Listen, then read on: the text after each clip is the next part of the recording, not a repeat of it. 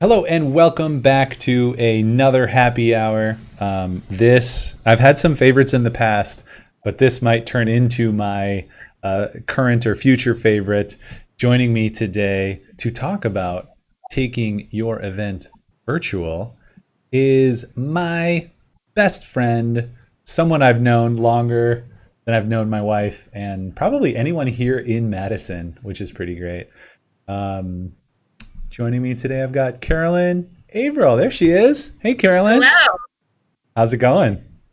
Spirit Finger is great. How are you? Good. I think the best part of this, too, is that you're actually right over there. You're two offices away from me. You're behind me. Yeah. Yeah, that just worked out really, really well that John is out with a new baby. Congratulations, John and Amanda and family. And you needed a good space, so we got a little lighting in there for you.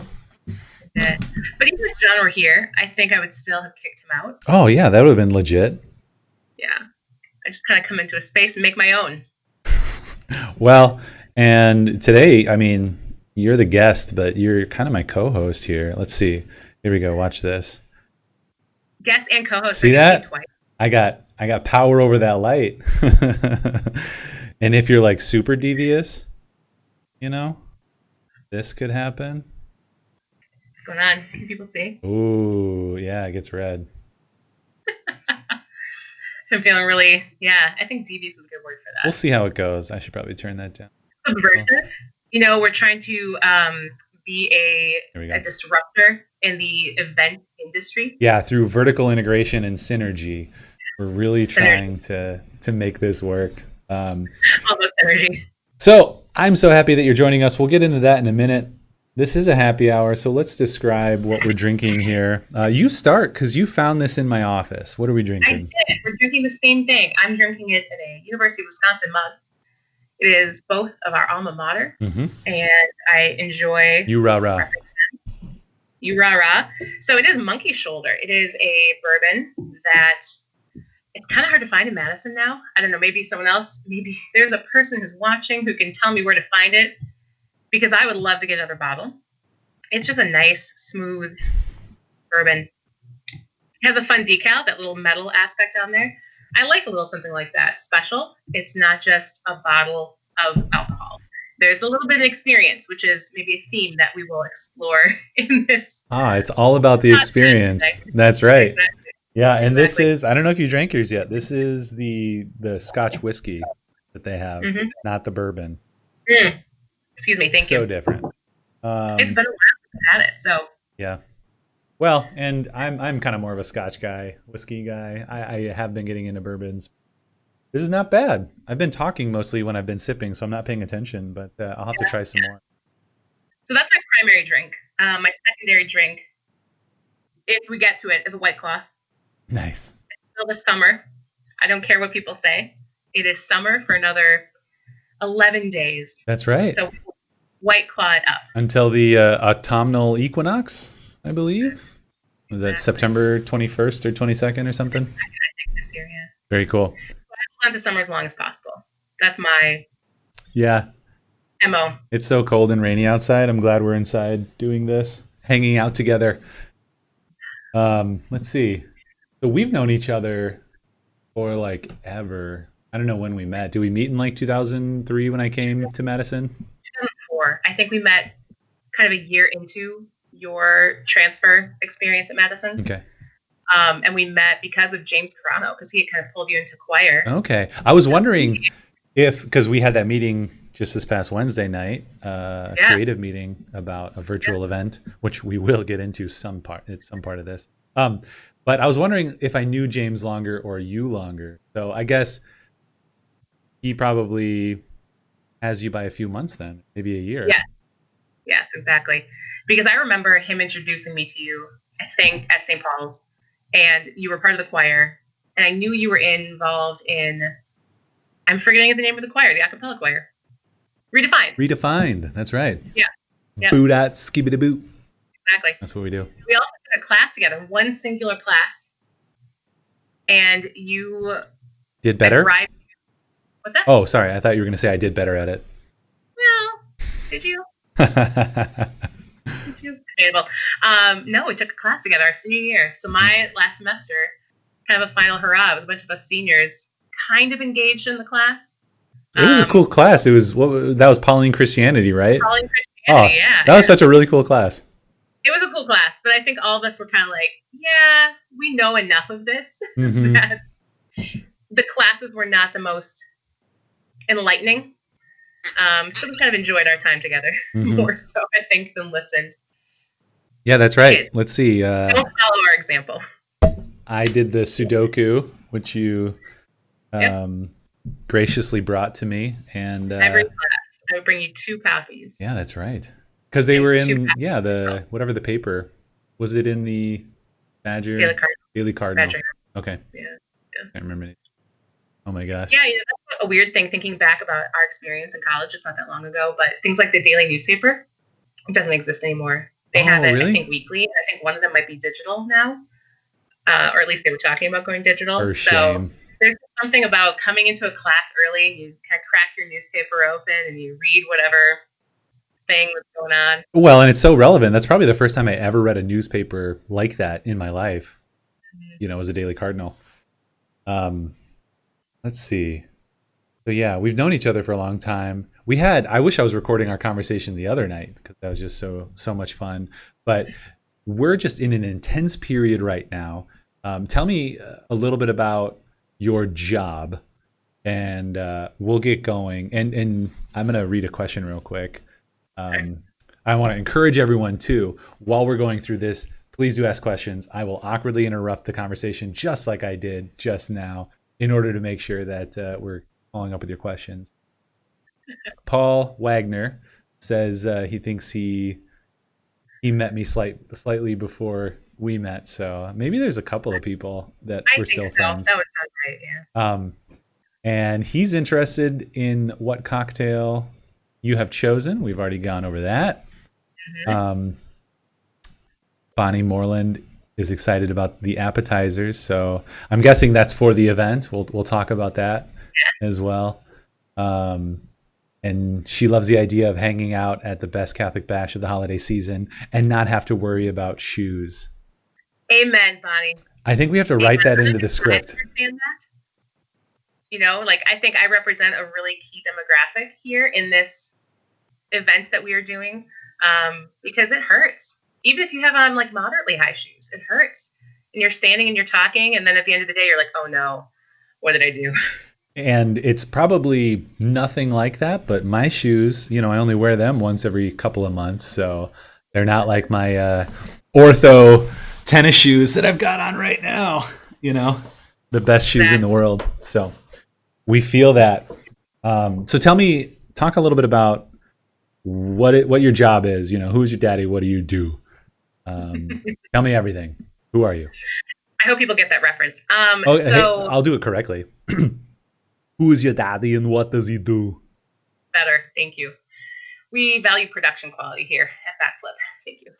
So I am the advancement director at St. Ambrose Academy, which is a classical 6 through 12 school on the west side of Madison. It has been around for about 18 years now, so it's a rather young school in the kind of educational atmosphere of Madison. And this school, because it's rather young, a lot of people don't necessarily know who we are. And so a lot of it is just getting the word out, letting people know who this school is, what is special about this, the unique dynamic that's happening here. It's a classical school in addition to being Catholic in its identity. And so what does that mean for families, for students? I didn't go to a classical school. I went to a Catholic high school. I wasn't actually Catholic, but I went to a Catholic high school. So people have some familiarity with some of these things. And then it's kind of like getting our message out. So I do a lot of that kind of interaction with benefactors, the marketing aspect of it, communications, planning these kinds of events. We're doing another web series, a faculty lecture series that's digital because of everything going on. Mm-hmm. So it's a lot of just how can we be known in the community? How can people find us? And how can people who are either families find us who are interested in this for their children, or just great people in the community who want to support this kind of educational opportunity for families. So that's my job in a nutshell. Yeah, and I think we first became aware of St. Ambrose because it was what did we decide the other night? Like 14 years ago, 12 years ago, whenever the first event was. Our 14. our friends were in your role in putting it on, Mhm. and they asked all their friends to help out, and I was corrected by my wife. We helped bartend the first year, and then we did the coat check, and we've been a part of it since all of that, and that's how we got connected with St. Ambrose. I had never even heard of anything like St. Ambrose before, and shortly after that, I believe we also did some promotional work. My company Backflip did some promotional work, and that was so eye-opening. And I should write down this quote somewhere. You guys can use it on the website. I was so impressed by the quality of the education, and the intelligence of the students. My reaction was that, and I was fresh out of college, was that this was maybe more interesting and engaging than my college work, and these students were maybe more intelligent, definitely more intelligent than myself in my college years. And I just really appreciated that, and seeing just that level of quality in the community, in the teaching, and in the education was so impressive. So we've been a part of it, as supporters and helpers for 14 years. The whole existence of the event, yeah. Yeah. I think that's why this event is such a joyful event. I mean, Bonnie made that comment, and that kind of comes back to it, like the best Catholic bash of the year.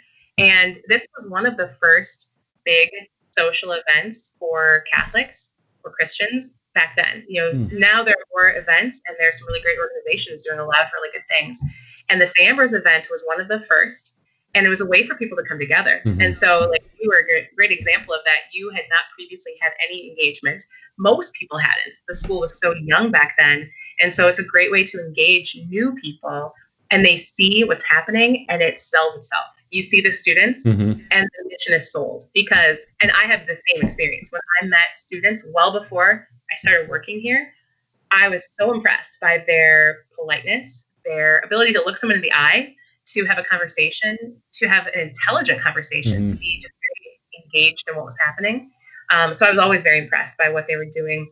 And I had the same thought. I mean, they read things in their classes, and they engage in discussions that college classes I took couldn't compare to. Mhm. And the preparation they're getting at the age of 11, 12, up through 18 is really impressive, and it's very formational. That's a really good foundation for them.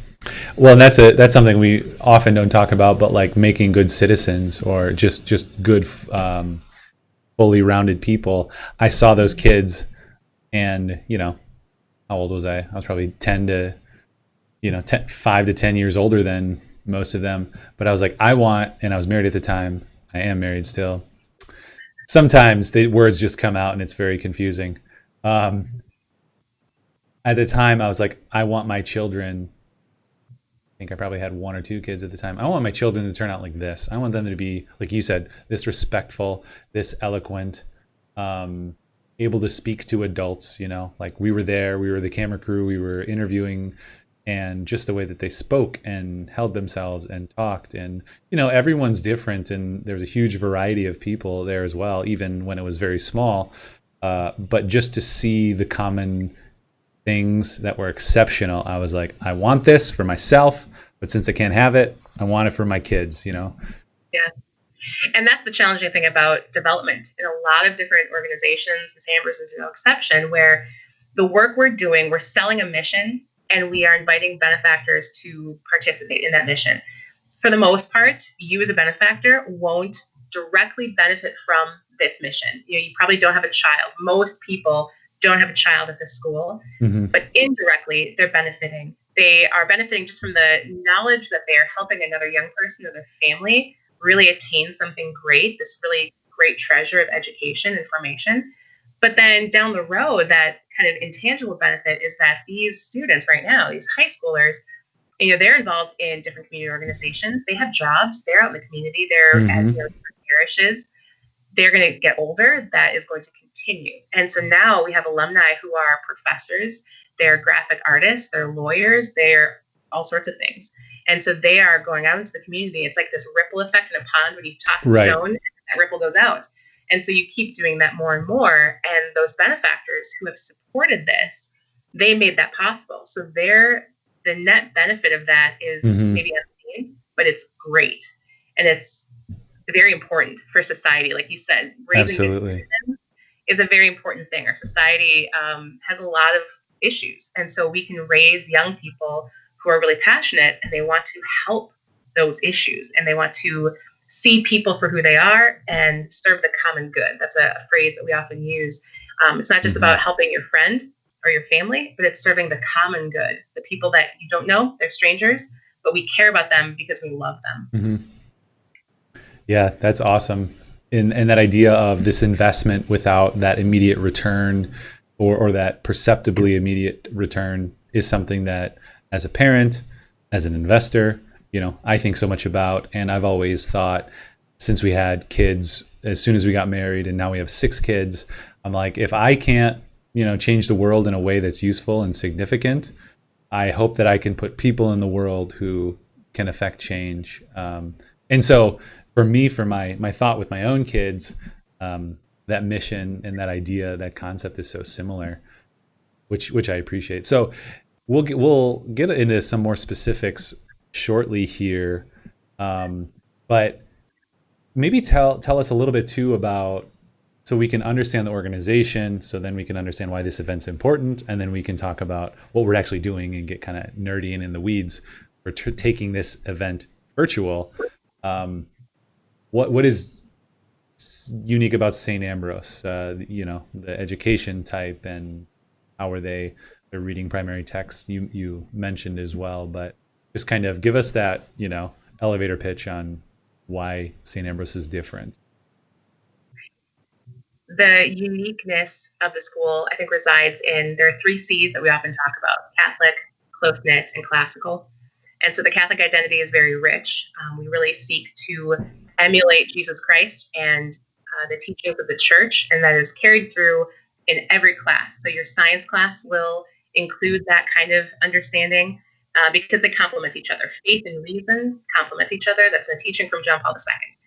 So the classical nature is not divorced from the Catholic nature, that they're going into primary sources and they will read people that are not just Catholic. They will read people who are just great thinkers and they will engage with those primary texts. They will understand what those people were saying, how thought has developed, and how we can learn from the past, that we always can have this kind of a singular line, a thread going through history, and where all this is connected. So we really build off of these basic blocks of logic and reason. And you Mm-hmm. learn that by not just learning facts, but by going into arguments from 2,000 years ago or 20 years ago. Mm-hmm.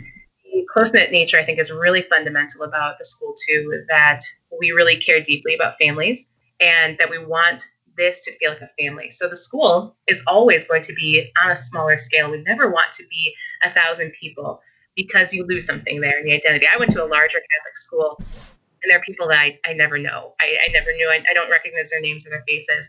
Here, the younger grades and the older grades are integrated. And you really see that come through when the younger students talk about the older students like role models. And the Mm-hmm. older students understand that. They understand their role in this and helping kind of pass on what has been given to them. So the close-knit nature is really important. That comes through also, it ties in with the benefit dinner, is why we do this. Because a lot of these families, 55% of them, have some form of tuition assistance that they're receiving. And so the close-knit nature is also, we're taking care of our family. Mm-hmm. And anyone can be part of our family, but we're taking care of those people who don't have the means to send their children, whether it's 1 or 8 or whatever it is. They don't have the means to send their children to a Catholic school like this to receive this education on their own. And so that's why benefactors step in and they say, we will support you as well in this. So we take care of people like that. Even with things like English as a second language, we have some families who the parents don't speak English Mm-hmm. or they don't speak it very well. And so how can we take care of those families and make sure that this education is accessible to them too? And even things like dyslexia, Bonnie, who made a comment before, she's really passionate about children who are dyslexic, who have other learning challenges.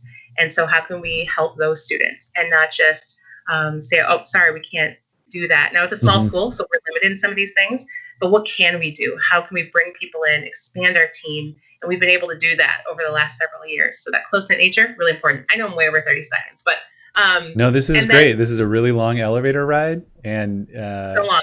I think We're we get going up. along so well because we, just gab so much. But at the very least, it's entertaining and informative. Yes.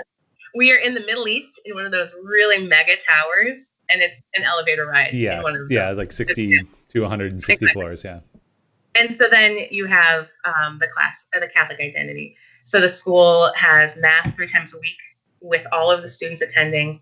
Students often pray before their classes. They're praying with each other during the day. They're ending their day with prayer too, the Divine Mercy Chaplet, and just a prayer for our school and for our benefactors. So that really ties in throughout the whole day. And then there might be other special things that happen here and there. We do a once a semester service day. The whole school takes the day off, and we go and do different service works with different organizations in Madison, both Christian and non, just secular, great organizations doing good things. So there are ways to really bring their faith into action Mm-hmm. in their prayer, in what they're doing to serve other people, in their knowledge, so that they can really help other people. They can explain the faith really well, and those are the core identities: Catholic, classical, and close knit. Nice. I appreciate that you summed that up. Catholic, close knit, and the middle one, community. Classical. Classical. Catholic, classical, close knit. Thank you for summing that up. I'm going to read a couple comments here, and if you are just tuning in, we're talking with Carolyn Averill over here. What's your official title? You said it, but Advancement Director at St. Ambrose Academy here in Madison, Wisconsin. We're talking about taking your event virtual. We're getting an understanding of what the organization is. We'll talk about the event.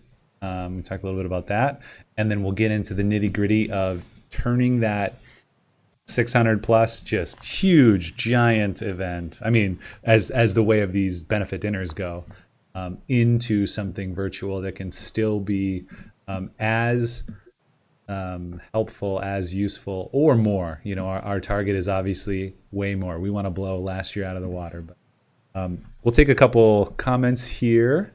Please do. We are live, so I can read those comments. Paul Wagner, he wants to co-guest host because he's known us for forever, so we should totally get Paul on here. Shane Reinbold, this is fantastic. Thank you, Shane. Please do ask questions as well. Shane does development at another parish here, Immaculate Heart of Mary, where my kids go. So I actually helped out just as one of the MCs of the event this past February, I believe it was. It might have been on Valentine's Day, because I remember wearing a all heart suit, hearts all over my suit. And Shane has been a part of this event too, the St. Ambrose event. Oh, really? I've had several powwows with him about what we can do and just kind of running ideas past him. Oh, yeah. It's a really valuable thing to have a sounding board of people who have all sorts of different experiences. And so Shane is great. I love that, and I hate to say the word synergistic power, but I just love, Shane came in and is reinvigorating that event and making it grow. You're coming in and doing a similar thing, and you guys are talking about how you're doing it, and it's not like, it's a secret and we're going to win and you're going to lose. We're all trying to do good things, and when we share, we can all do better together, as opposed to the alternative of us, doing worse separate. So I love that. Let's see. And Shannon Ochoa, who is one of the founder of the Eden Invitation in Milwaukee, a great apostolate and Catholic organization in Milwaukee that just won a huge grant to do amazing things. Yeah, they just won $100,000, which is amazing. I do read your emails and I do read the mail that comes. So thank you for coming, and let us know if you have questions. And that's another great testament to people who are supporting an organization. They might not directly benefit, but they appreciate what's happening. They want to invest in what's happening. And so it's just another great example for a young organization that's only a few years old. It's a huge investment for them. Yeah, absolutely. Laura Zimmerman says, love having Carolyn on board at St. Ambrose.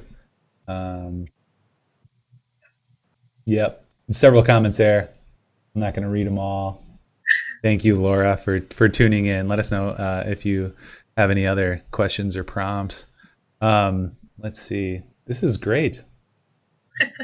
If you were to choose one board game to help St. Ambrose students learn a concept, what game would you choose and what concept would it teach? Maybe, okay, this time give me the 30-second, like, we'll talk about the interactivity of this event and board games, but why are board games significant with us, with you? Why is this such a good question from Paul? Who has taught me so many board games. Yeah. So to sum it up, if you were to choose one board game to help St. Ambrose students learn a concept, what game would you choose and what concept would it teach? The game of life? Always go to college. No, actually, that's something we teach them at St. Ambrose. I mean, I had a great conversation. This is a sidebar, but when I was first there, I had only been there for a couple months, and I had to move into a different room. My office is being used, and there was another teacher in there, and there was a student doing some homework or just kind of catching up on something. And somehow we started talking, and I had never really talked to her before. And we started talking about college, and she was asking me about my experience and about the other teacher's experience, and just like what she wants to do in life, and what will the neighbors think if she only has a certain kind of job, if she doesn't go to college. And I was like, whoa, first of all, who cares what your neighbors think? Don't care at all what anyone thinks. Care about what your family thinks, the people who matter to you, and what God thinks about your life and your vocation. And it was a really cool conversation. I was so thankful that I just happened to be in there, because it's a good lesson that we want to encourage people to follow their paths. What is that path? How can we prepare you for that path?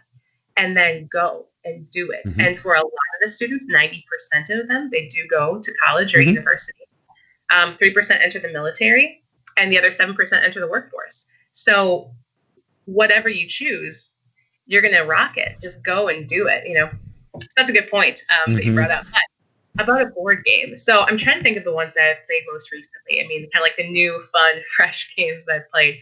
I think any game, you learn a lot about yourself, about negotiation or strategy or whatnot. You learn a lot about yourself and those around you. Those around you, and how they might be vindictive when they vote against you and their wife. And then they win the game. So what's more important? Ryan may have done that earlier this year. It's true. They have voted against me and Monica. It was amazing. And I'll limit our tangents, but this is amazing. We all agreed to vote on something in a certain way, and I changed my vote, and I did better in that round. And then at the end of the game, we have to decide on how to handle several different things. And they basically just ganged up on me, and I counted that they were going to gang up on me. And so I ganged up on myself as well. I chose the side that they thought, they thought I would just go prideful and stay on the side that I was, because I was so passionate about pushing this one side. But I went towards the ego win.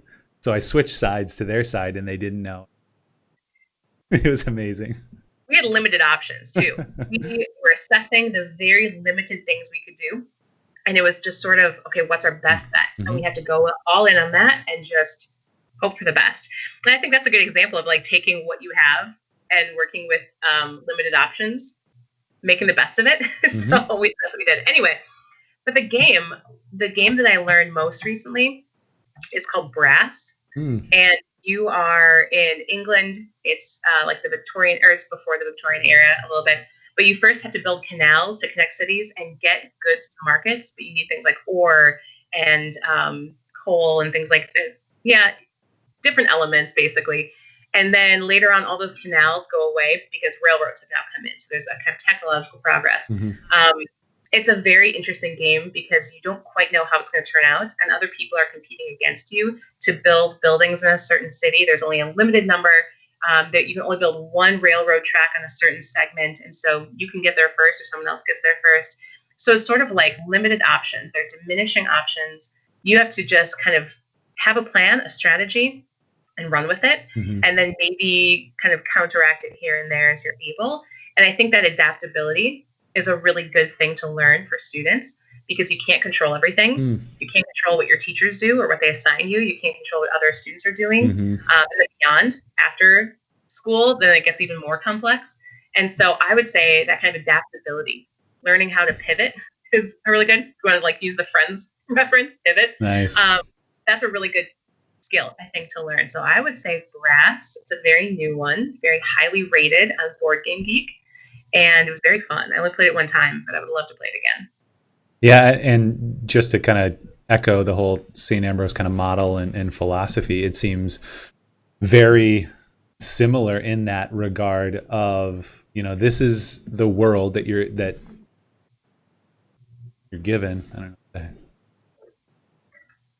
Sorry, I'm being distracted by some crazy sounds outside my door. But this is the world that you're given, and you can be, best prepared, in some way, but you have to deal with it. And if you have that learning, that education, that understanding, that formation, you can hopefully handle anything. And I think that's what, St. Ambrose prepares you to do. And sounds like that's kind of how you operate in that game brass, right? Exactly. Yeah. Yeah. So there's a free plug there. And what would you do? Oh, game? Yeah. Oh boy.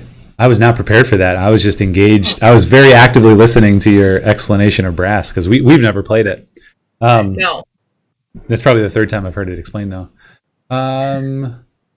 What game? I mean, I don't have this is the best game to teach somebody because here's the best values. But Splendor, I think, is just good. It's maybe one of my favorite resource management games. And that type of thing, I think, is applicable across all areas, all aspects of life. As a creative, when we're just given very narrow specifications or limitations, you have to figure out, it's kind of similar to what you're saying with brass. Your kind of options narrow, but if you're just given narrow options, how do you deal with those? Or how do you take steps to widen or broaden those limitations? And you can do that in Splendor, which you could probably explain it better. But your how do you explain it? I mean, there's cards that have abilities. You're trying to get victory points from different cards, and there's you capital. Collect coins. You decide which color coin you want to collect, and those colored coins are the currency to buy gemstones. So if you maybe need 2 blue and 1 green, then you can buy that gemstone, that card, and then some of those cards give you points. So the more expensive the card, the higher the point value, the better off you might be to win. And then those gemstones are, if you have maybe it's a set of 3 green instead of 3 blue, instead of 3 red, then a noble will visit you because you have so much wealth that they will deign to come to your home. And so then those nobles also give you points if you have those specific cards. Right. So yeah, you're managing your gemstone resources, and there's cards that can give you more gemstones than you can normally get, and then there's other cards that when you have certain configurations or amounts, you get more victory points. So it's just kind of that management, which I think is very, very good, and maybe just because it can help with fiscal responsibility, because I think that is maybe not Gen X, but certainly millennials, where I think I had a credit card as soon as I turned 18, and ran that up to a couple $1,000, but at the time that's more than I just have in liquidity to be able to pay back. So that was a hard lesson to learn. And I think now that you can be on that credit basis, it's more important. There's so much credit that you can get. People are so willing to extend that credit that it's more important now more than ever. These times. These trying times. Those commercials are the worst. Some of that actually now. And now we're going to play a commercial. Sponsored by. I think it's so good to be able to have an understanding that if you're going to get something, that's going to cost something, which is why I do something like that with my kids. It's a crazy system. Maybe I'll explain a different time. If they want to use electronics, they pay me something, pay me a point, convert points into money, and then their money gets split into 3 different pots: budget, savings, charity. That's about that. They explain that pretty fast. What's that? They do things for points. Yeah, like chores. Right? They do things for points. They get their chores. They can do extra things. So it's kind of a I'm running a home economy so that my kids can be like, I want to do this. And like, well, did you do the things to get your, point today? You already used your point. You can do some extra stuff to get some points. So to really help that fiscal responsibility. Their whole lives are a game. I gamified their lives. Yeah. I hope they appreciate it. It's the game of life. Bing. Which they like playing. So Laura had to jump off. Thank you so much for joining, Laura. She'll watch later. She had to, do school with one of her 6AA, one of her SAA, St. Ambrose Academy 6th graders, had to do some virtual classes. Yeah. So yeah, thanks for tuning in, and hopefully you can watch the rest of this. Week. Say again? We started this week, so they're on their second day of classes right now. Second day? Second day. Oh, nice. First 2 days are like orientation pickup. Oh, sure. Day. Awesome. Yeah. All right. So I feel like we've got a really good handle on kind of who we are. And if you're just joining us, we're talking to Carolyn Abrams. And I just asked, you're the director, you're the advancement director at St. Ambrose Academy. We're talking about big benefit dinner, the gala that's every December. It's been going on for 14 years. And we talked about the importance of it. Do we want to describe let's describe a little bit about the event and the environment, because I think that's pretty fundamental, because it's such a special night, it's such a unique night. Yeah, so like I said before in the beginning, this is one of the first big ways for people to come together. And it was always around the Feast of St. Ambrose, which is December 8th. And so it's a nice kind of holiday party, very beginning of Advent for those who are Christian. And so it's a great time to gather and celebrate with people.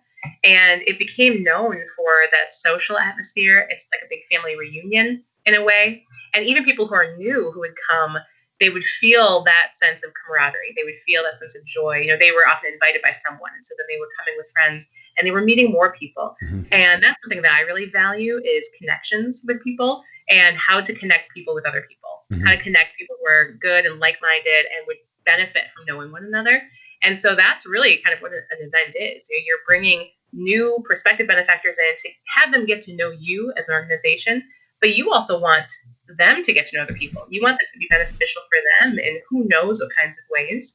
And so that's one thing that we really want to carry forward into what could this be digitally? How can we take this virtually and still make it social? Because that's a really key element, part of the identity of our event. The holiday aspect is really important too. The Christmas season is just a really joyful time for Catholics and Christians. And so how can we incorporate those elements into the event, from the original existence and then including now this year, and then telling the stories. The students sell it. When people see the students, you said it yourself, you were a great testimony to that. So when people see the students, that really sells it in a way that I can't. And they might really benefit from me hearing or from me telling them something about the school. But seeing is believing. And so if you put students up on the stage, if you have students going around and they're engaging different people in just conversation, you're going to gain a lot of what we do and who we are by that. Proof's in the pudding. And so we have a really good, product, so to speak. And if you saw students and it didn't match up to what we were saying, then you would say, well, you're full of it. Yeah, right. No, that's okay. But if we tell you all these great things, and then you see the students in all of their diversity and all of their different talents and their personalities, you can really appreciate what's happening here and the magic of what we're doing. And so we wanted to keep that element in the digital version. Yeah. Well, and, I don't know if you have bullet pointed there important things, but, community coming together, experiencing just that wonderful time of year, seeing the students, hearing those important stories from, many different levels.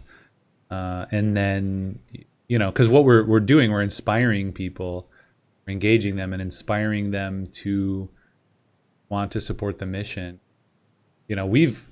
We probably set up, because you guys are so good about, okay, now here's the envelope and go ahead and write something in there and write your, how much you think you can donate and blah, blah, blah. And I think we've probably been supporters since that first event, because we got in at that level and to the point of like, we don't have kids there yet. I've got 6 that are going to, that are ready to go. But that idea that it's important to have this event because it brings us together. It could be the one touch that change, it probably is significant as the one touch, because you also follow up, you also do other events, you also do other talks, you go talk to people, and Joe, your coworker as well, is he development director? Mm-hmm. So Yes. he goes and talks. So like you guys are all doing efforts throughout the year, but this is just such a great time to come together and special, and it's a wonderful event. I've always loved it. It's I was gonna say it's my favorite, but it's always been, either my favorite or now that I'm helping out in other ways with other events, those can be favorites too. But it's always been something that we look forward to every year, and it's a significant part of that fundraising effort. And so it can't just go away when we can't gather in more than 25, groups of 25 people in this way. It can't just go away. So what do you do? Exactly. And what you said about gathering people or that one touch, that's exactly right. Because for a school, most people aren't going to be coming to visit St. Ambrose. We don't have that kind of outward facing element to us. So we can have a tour, we can have a group tour, we can do things like that in normal times, not right now. Mm-hmm. But we have those things. Yet how many people would be motivated to come to something like that? It takes more effort. There's more of a hurdle. Maybe you work during the day, and so that's a hurdle. Right. Also, kind of, what's the point? I mean, let's just be honest. Like, how many organizations you have to kind of sell yourself? And so, what is the hook? Why should someone care about you? Mm-hmm. And an event is a bit of an easier sell because it's usually someone that they're inviting you to come with them, and that's the hook. And maybe there's some other element to the event. Like a previous event that I founded was a wine tasting oriented event. Mm-hmm. That was very appealing to people. Yeah. They didn't need to know anything about the mission, but it was a wine tasting. Sure, sign me up. Yeah. And so, what's the hook that you can have for people to want to come? And that's what events are really, really good for. Events can be very laborious, they can be very expensive, but they can be very rewarding in engaging new people and engaging the current supporters and your current friends even more, because they're going to see a depth of story that is not the same one-on-one, me talking to them in person. So that's one really important facet of the event. And yeah, when we were you were my sounding board, you and your wife, Monica, back in April, we started talking about this event because I was looking forward into the year and thinking, there's no way. There's no way we can host a 600 person event or probably a 400 or a 200 in December of 2020. Right. That's not realistic. And so we started talking, okay, what are our options? We either do a virtual event or we do no event. And I think it's a missed opportunity if you just say no, there's no event. Now, there might be reasons why an organization can't do something like this or even a different version of this. But I didn't want to just lose that momentum, lose the opportunity to engage people. And so that was really where it started, was what would engage people, new people who've never heard of St. Ambrose before, who didn't have a reason to care yesterday. Why should they care today?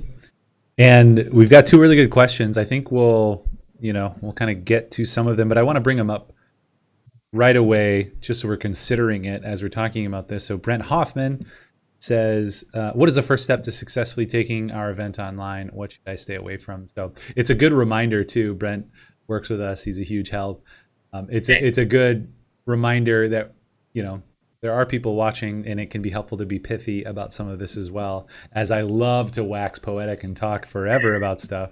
Right. So yeah, kind of first steps to successfully taking our event online, and what should we stay away from? And another question from Emily Shackleton: how do you translate that warm hospitality online? So I think that, that those two questions we'll answer, but it also just helps us kind of get into this next section of, okay, we need the event. It's so important. How do we do that? How do we make it warm? How do we be successful? And obviously this event is coming up in December, we can talk about some of the steps that you're taking, that we're taking to be successful. I can also share some success stories too from past events that have gone virtual. But let's maybe start with that first one, like, or excuse me, the second one, like, because it's kind of a mindset. Like, how do we transfer that warm hospitality online? Because you come together with friends, you feel great. I mean, that was one of the big things. You brought up the St. Paul's Wine Fest as well. Like, those two events, like, are the events that I count on every year to see all my old friends, most of, many current friends. Like, it's just such a thing that I look forward to. Love the Yep. time there. How do you do it online? I think it depends on what kind of event. I mean, Brent's question maybe is a little bit kind of the first one, because Mm-hmm. what is the first step to successfully taking your event online?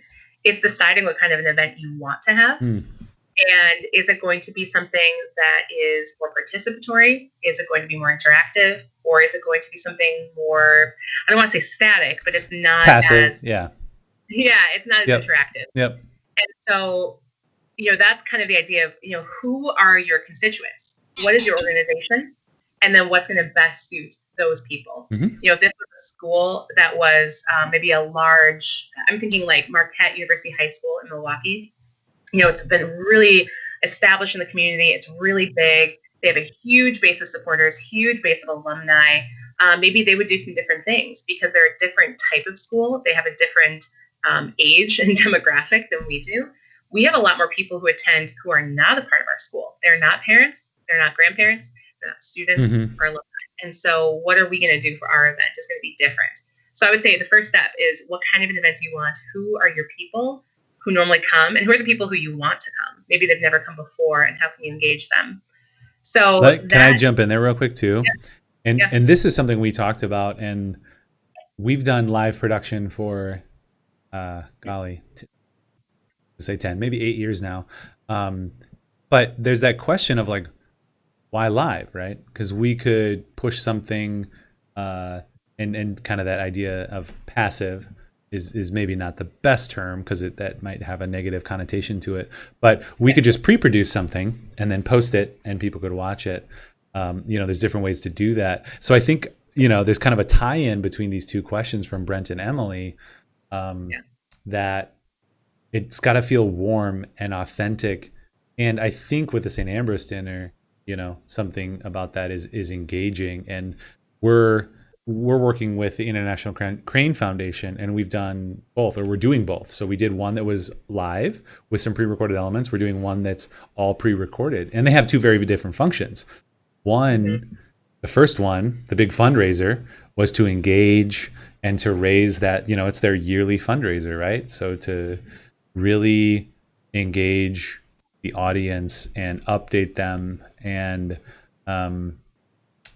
it's even maybe more personal in that regard, because it's an ask for money, and that's extremely personal, and it needs to be personal. It needs to have that engaged live feel. At least that's what we're thinking these days, and that's what the International Crane Foundation found. It was so successful. This next project that's going to be live it's going to premiere live, so people have to come and watch it live, but we don't necessarily need to produce any live elements because there's not anything that can happen throughout the event. We're not fundraising, because throughout the event, we could give updates on the event, and that can encourage, like, oh my gosh, we're so close to this goal. Thank you for giving so generously. We've got 15 minutes left on our show. Let's try and hit that number. We've got the match. It can be so dynamic and engaging. The second project is going to be kind of more of an update, so a more informational thing that is often done in person, but we don't necessarily have those elements that need to be live, so we can pre-produce it. So it's a consideration of, do I need it live? Can I do it, pre-produce it? And what are those feelings? Because I think it gets to that Emily point of, how do you make it engaging and feel good? This is one part of, live can feel very intentional. Yeah. I lost your audio. Oh, do you still have it? Yeah, there you are. Okay. Yep.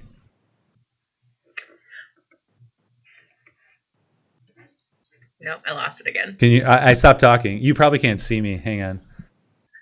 We're in the same office, but I can hear you now. the technology here. Let me do this, and you can see me. I can. Yeah, I'll fix it. we're good. I'll fix it. For all you behind the scenes, this is the joy of being live. You know, you'll probably script your event, and it'll be great. But there's gonna be Exactly. authentic moments like this. Exactly. So I missed the last part of what you're saying. I could see you talking, I can Oh. hear you talking, but the the live versus recorded thing is a good question too. That's one of the kind of first questions: is how is your event going to be run? And live, there are problems maybe that will come up, and you have to deal with those. Do you have the people who can handle those problems to do it well? And that's one reason why I said maybe we should hire Backlit, and they can help us with that, because that would be just the death knell of my event if people couldn't hear, they couldn't see, if there was some kind of problem or whatever. But you can do a pre-recorded thing. I know there are tons of examples now online. If you Google virtual event 2020, things like that.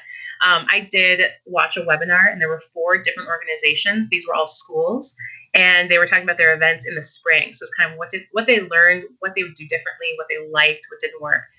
Most of them did a live thing, but most of them, it was a very simple thing. It was them on Zoom, and they would switch back and forth between different presenters, but it was a stripped back kind of production. One of them did hire some lighting and sound audio crews, and so they wanted to invest a little bit more in that, but it was still a very minimal setup. One of them did it pre-recorded, and she said she personally would not do that again because she missed having some of the interactive nature of it, and it was very static.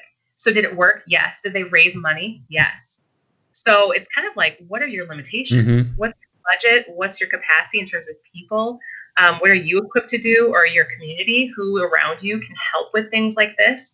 And then figuring it out. And I think no matter what you do, going to Emily's point about the warm hospitality aspect is authenticity. If you're going to have presenters who are authentic and they are warm and they are communicating their mission, if you have students giving a testimony for a school, or if it's another organization, it's someone who was impacted by that organization, prepare them, work with them so that their testimony is succinct, but it's not robotic. And then people will see the authenticity in what they're saying. And depending on your organization, you might be able to do different things. I mean, I watched the Crane Foundation, the one you guys produced, and they opened a new facility, and it was a big capital campaign, and it was a preview for everyone. They couldn't come in person, but they did a visual tour, and that was really cool. That was a really exciting thing for someone who has been a part of that organization. So what can you do to show off? Is it a new thing, a program, a person? Part of that is, I think, just what you have to assess. Well, and there's something so fundamental, and we've got 2 really great questions from Brent Hoffman and Peggy Hoffman. Hey, Peggy, that I'll get to in just a second. But that distinction of live and pre-recorded, like it all kind of comes down to the right tool for the right job. But we mentioned that word passive before. And what we don't want, because fundraising is so intentional and so personal, and we can't be in person, in the same way. How do we connect in the same way? Something more live has more of those features, because if you just post something, somebody, they might not miss it, right? There's not that need to be at a place at a time to watch it, right? Because if you miss the event, you miss the event, and there's something to that. Like, no, I'm going to the event. This is a time of year that's special, and we do this good thing. I'm going to an event. Online, if it's not live, you can watch it later. And statistically, if you're not asked in an intentional way, it's I keep saying, I got to stop doing that. You're going to get less engagement. You're going to get less dollars, bottom line, if you're asked in a less intentional way. And I don't have a good A/B comparison of, look, this one event was live and this one event, which is exactly the same, was passive, and they raised the exact same, or anything like that. We just have more examples of live produced things that have done so well, and pre-produced things which have either done fine or were used for a different purpose. So that's just really important to think of. And it doesn't have to be everything. And that's what we're talking about here. We're pre-producing some content that we need to. We're live producing a lot of content so that people want to come to an event at a time. And if they miss it, they can watch it later. But it's a very special night and a very special time. And this kind of gets into, so Brent's question and Peggy's question. So Brent's, we've worked with clients that charge for their annual conference, and those funds are big drivers for the organization's yearly success. Do you suggest charging the same rate to participants you would have if it was an in-person event, or should they offer a discount or special benefit to others? And then Peggy asked, how do you give your attendees opportunities to network with each other? So this is another set of questions that I think kind of tie into each other as well. Yeah, and also I just want to note too, if Emily is still watching, the warm hospitality aspect, we will get into more of that specifically for my event and kind of how I see that working. But there could be a lot of different ways that you do that for different events. So I just want to mention that too before we move on. So the question of a ticket price is a very interesting one. And again, in that webinar that I watched, people, none of those four charged a ticket price for their event. It was just purely, here's a link, we're going to sign up and we're going to invite you to watch this. So it depends on the organization and kind of your approach to it. Some people I have seen do charge their normal ticket price, and the way they word it is really important, because they're getting to the idea that, you know, you would be normally attending this event and your ticket helps support the event, the mission of the organization, and so it's considered a donation. Now, that could also kind of backfire on you if someone thinks that their, let's say, $50, $75 ticket price is their donation. Normally, if they came to your event, they would probably also give you a gift when you make an ask. And so does that harm the overall mission? You have to think about that. And the way that you actually make your ask during the event or maybe before the event, how is that wrapped up? Because you don't want to just limit yourself, because people will often give what they're asked to give. And if you ask them for a $50 ticket price, they'll give you the $50 ticket price. And then that's it. Kind of like mentally they'll have given. And so then they just, you know, they don't write you off, but it's kind of like, okay, I've done my gift. Yeah. So you have to think about that. You know, a discount, there could be some kind of discount in there or some kind of incentive. A really interesting thing that I heard about from that webinar, and then I actually, a friend of mine, his sister was the school that benefited from this incentive, was that this organization serves 90-some schools in the Minnesota, the Twin Cities area. And they said, we're having our digital event. It's free. Sign up. Just watch the link. And you, schools that we serve, send your people, your school families, this link. And the more people who watch, the more watch parties you have, then you'll have a better chance of winning $10,000 for your school. So the person with the most from any school will win $10,000. That way, the school families are reaching out. They're the ones inviting their people. And so that school family is going to care a lot more about helping, like for your sake, helping your children's school than this organization and trying to get them to watch this organization's spiel, you know? I thought that was a fantastic incentive. And then I was having dinner with my friend and his sister started telling me a story about her school and this watch party. I was like, stop it. No. What? This is like a full circle moment. What just happened here? So her school got $10,000, and it was a great incentive to offer to increase participation and awareness. Even if someone couldn't participate, they still got the awareness of that organization in a new way to new people. So I think, how can you be creative? How can you think about ways to engage others? You know, like a peer-to-peer kind of thing. How can you encourage people to vote or to maybe donate, and that's their vote for something? There could be ways of doing that sort of thing. So that's kind of my overall answer to that question.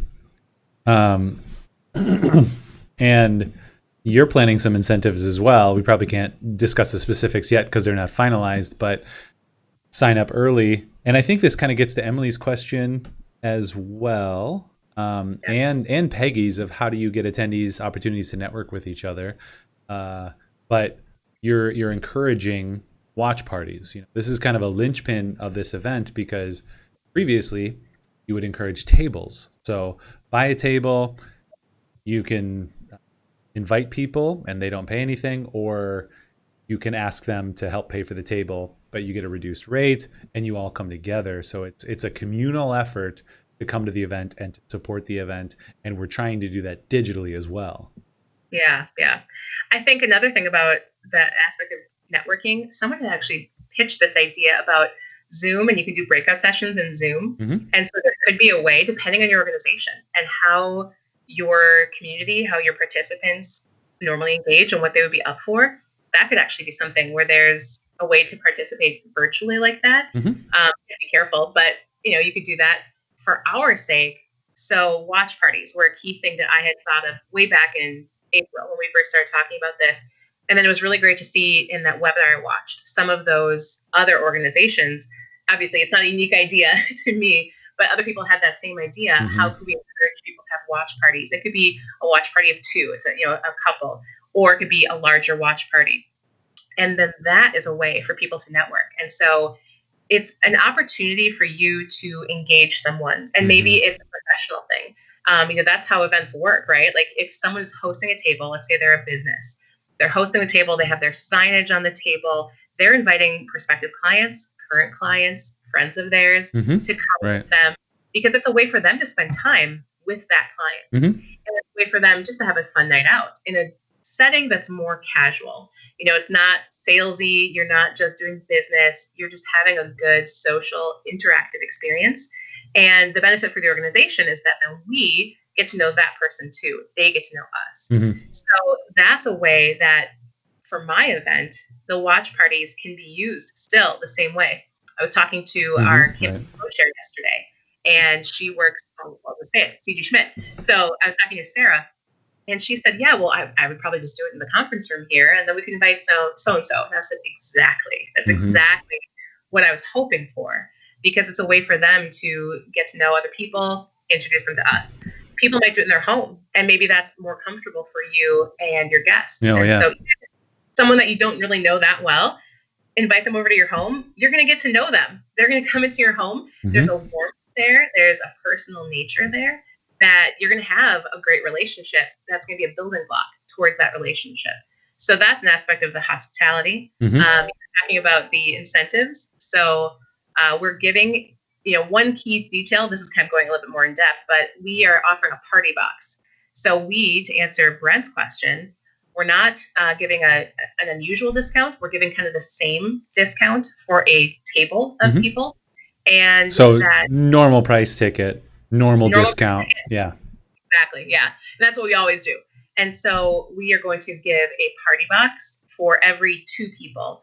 And there's some limitations there logistically. That's why it's not just a single ticket kind of situation. So I get that, but it was hard to work around all of these logistical problems. So we have a party box for 2. It's like the game brass. It's like the game brass. Exactly. My life is the game brass. I'm not Victorian England. Yeah. So the party box has some food from Heritage Tavern, which if you haven't heard of it, it's an outstanding restaurant here in Madison. Fantastic food. So they're doing the catering. We have a bottle of wine from Wallersheim Winery. Again, local producer, kind of investing in what matters most to us and these local people that we want to support. We want to see them thrive during the pandemic, after the pandemic. Right. And that's what we want for our school. We want St. Ambrose Academy to thrive during the pandemic. It's hard. There are a lot of challenges. How can we thrive? And then how can we still thrive well beyond the pandemic? And so all of that is really coming together. In the box, we're going to have a couple other surprises. So we'll have some wine glasses that are custom printed, a little satin etch. So we're giving you everything you need to have a solid party. We're bringing the party to you, to your home. And so that's the aspect of the warm hospitality that I'm trying to bring into this event, that you literally get a box and that's all you really need. You could bring in more things if you want. You could have more drinks. You can have anything you want, but you have the essentials and everyone has that. And then there's some other special surprises, maybe some gifts, some other little things we're going to do. some games, ways that the watch party guests can interact with each other. They don't have to. None of it is mandatory, but it's all something optional that can just bring the party to life and give you something else to do. You have an activity. You're getting to know people maybe in a different way, or maybe you're just talking and you're hanging out, and that's great too. So those are the elements that we're bringing in to make this interactive, hospitable, and warm. And going back to the incentives, I am hoping maybe a local grocer will donate some gift cards, and one incentive could be that a watch party of 8 RSVPs by an early date. They get a gift card to a local grocer, and that's even more that you can go get some snacks, get another drinks for your guests. So it helps us. We get to know who's coming early. We get to plan better, and it gives our guests, our hosts, a little something extra to enjoy. Yeah, and you touched a little bit on there too. There's other components that make it very interactive and very live, and that's a part of that. Come to this event, like have a watch party. Do it safely with your bubble, however. But it's a thing that's happening on an evening. It's a very special event. It's not just another video that you're going to watch, because that's not what this is. This is an event. This is a time in our lives. I say that jokingly, but also truthfully, like that's what we're trying to build here. And there's, take photos of yourselves and share them, and we'll live pick our favorite, and other interactive games, quiz, do it, and we'll announce the results, and I'm sure they can win something if they win the quiz. And there's things before, there's things during, there's things after. And it's interesting, back to that question of live versus pre-produced. Sometimes pre-produced can be more expensive as well, because you have to edit. And when we're live, we don't have to edit any of that. It just happens. You got to pre-plan and pre-produce, but you don't have that same amount of editing that you would if you shot everything and pre-edited, pre-produced everything in that way. And from a logistical standpoint, just for people who are thinking about this kind of thing, it makes it cheaper for the organization. Because if I was paying you to edit all of that pre-filmed material, that's your time. And so you're going to charge me for your time. And in this way, I have to prepare all of those people, those testimony givers, students who are going to be involved in different things. I prepare them, and then they show up and they do something. So that's another way when you're thinking about the logistics of cost. How much is something costing? Live can be cheaper. And frankly, we could be doing this cheaper. I'm on the Backflip happy hour, but we don't have to be using Backflip or a live production company. It's just that I felt like this would be the best fit for my event, and something really advantageous to the kind of quality and the type of product that I wanted to give to people who are coming to my event. Well, and what you're kind of getting to is like, we live in this Zoom world. We live in this kind of screen world. Like my screen and what they're seeing online, I have a little bit better camera, so I have a little bit more pixels. You're a little more pixelated, but hopefully the content is engaging enough that we accept it. This is just kind of the norm. However, in development, this, like, it's so important to have a high quality engagement, whether that's in person. You have to be professional and look professional, and the experience has to be professional, because we're fundraising thousands of dollars, dozens of thousands, hundreds of thousands, in some cases millions of dollars. And at that point, you can step it up a little bit to get to that level.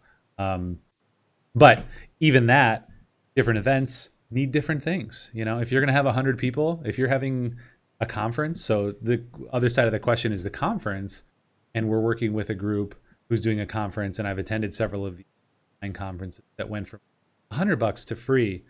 But our bigger conference clients, it looks like they're still keeping their fundraising or their cost model, because you're still getting multi-days or a full week of events. And this is the difference between like a $100 conference and like a $1,200 conference. And in general, the content that you get out of that is drastically different.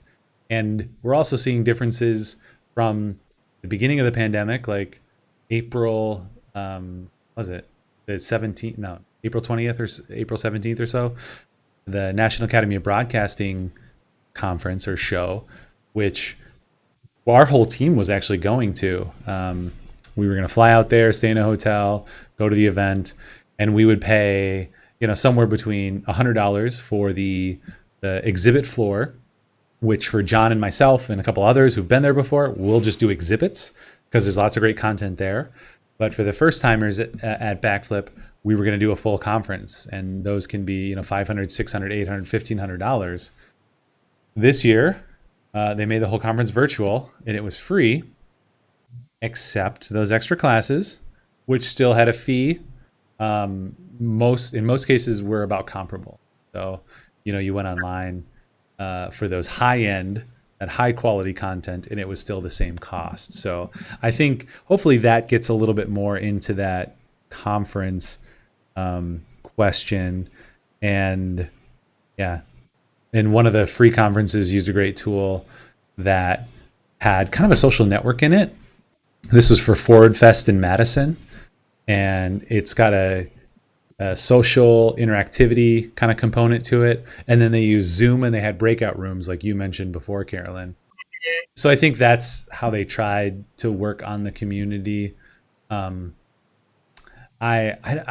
curious how it worked for them.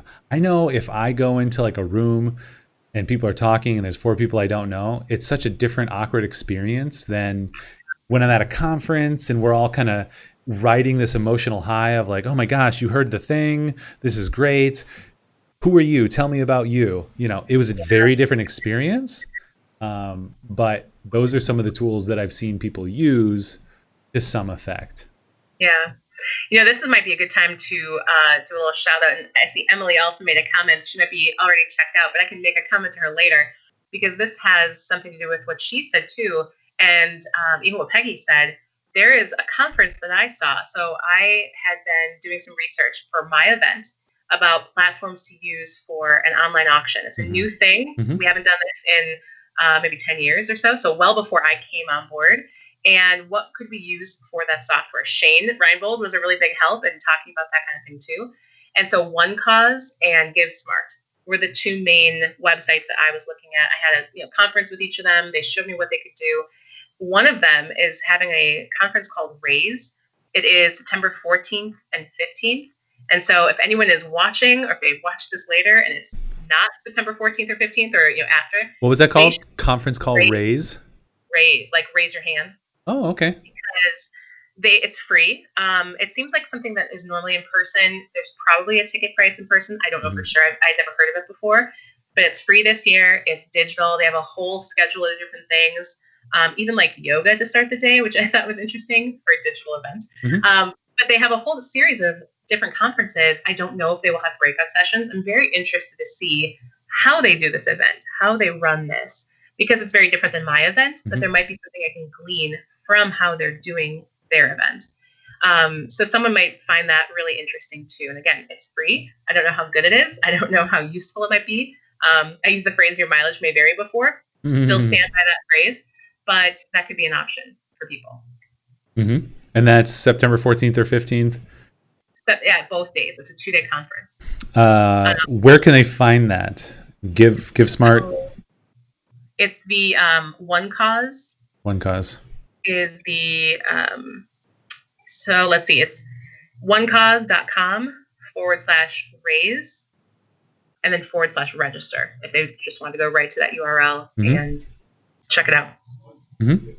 Yeah, well, and that's kind of one of those things too. Like, you got to ask yourself, how many events do you sign up for, or how many kind of video calls are you on that you don't end up showing up for, or conferences that you don't go to, like the NAB conference. I blocked it in my schedule, and for me, the exhibit hall was free. Blocked it in my schedule, still only watched 5 or 6 things. I didn't watch the whole thing. And so that idea of an investment, once you're invested, there's something there too. And I can't wait, because maybe we can do another 2 happy hours on this, maybe one a little bit closer, like it's coming up, how are we feeling, what's working, what's not, and then afterwards, how did we do? So far we've worked with great organizations that have been wildly successful with this move to live. But I think it's also because there's such great communities, and you guys have a great community. So I'm very interested to see where we go. Yeah, exactly. And Emily just commented, so she found the Oh, link. nice. So it's in the feed now. So that's great. Thank you, Emily. The other thing about breakout sessions, like you mentioned, when you did that breakout session, I would be the same way. I can be very extroverted in person, but if I come into a Zoom, it's such a different atmosphere where everyone really has to be watching and listening to the same person. And you can't have those little side conversations here and there, which can be sometimes a benefit, sometimes a detriment. But I think if you have a moderator, that would really help. So if it was more of a conference thing and you had breakout session moderators and people were broken up into a session, that way there could be someone who's saying, hey, Ryan, tell us about yourself. We haven't heard from you. Yeah. And they can talk specifically to certain people and try to engage them. Right. And make it very known that you don't have to talk. You don't have to participate. But people want to feel invited. They want to feel welcome. Right. And so if you have a breakout session like that, that would be a way to do it, I think. It would be more time intensive. You'd have to have more volunteers who could do that kind of thing. But I think the end result would be a lot more beneficial for people. Yeah, well, and I think you hit on something that I probably can't copyright, but maybe we can share and events can be run better. But that personal invitation and personal connection, because you can be passive, you can be anonymous, with certain things. I joined a discussion on Wednesday that I had signed up for a week before. I was super excited. I was like, oh, these 5 things I'm so excited to talk about, put it in the calendar. I came about 5 minutes late or 10 minutes late because another meeting ran late.